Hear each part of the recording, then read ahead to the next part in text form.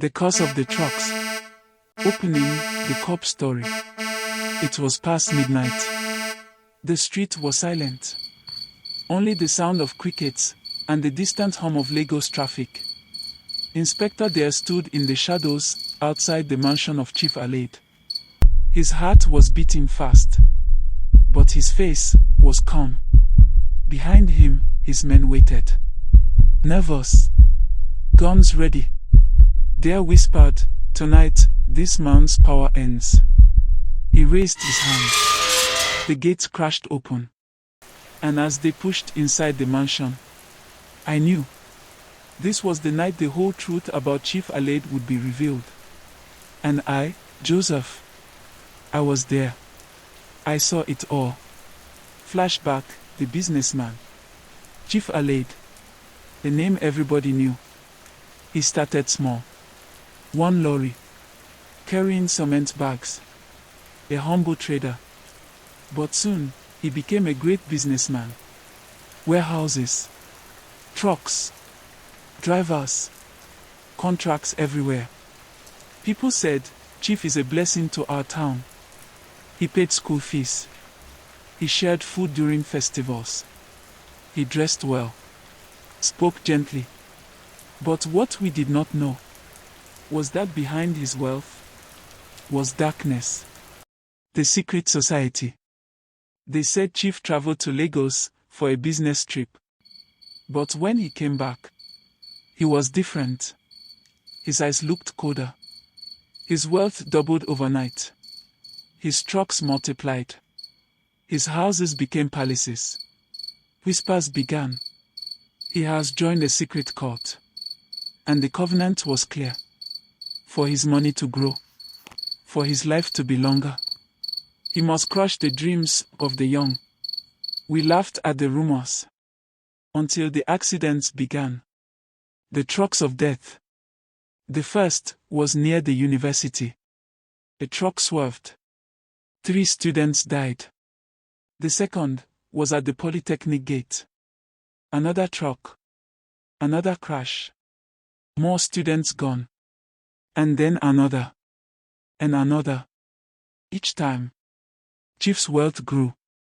Each time, his empire expanded. And each time, a family wept. We began to notice the pattern. It was never random. It was always students. Always young people. Always those with bright dreams. The trucks were cursed. Fear in the community. Life changed. Whenever Chief's trucks roared on the road, students ran. Parents prayed. Traders shouted warnings. Nobody wanted to be near them. But Chief was untouchable. He dined with governors. He shook hands with ministers. He sponsored campaigns. Police reports disappeared. Journalists went silent. And we lived in fear. The man who stood up. Then came Inspector there. Young. Brave. Stubborn. He had once studied here.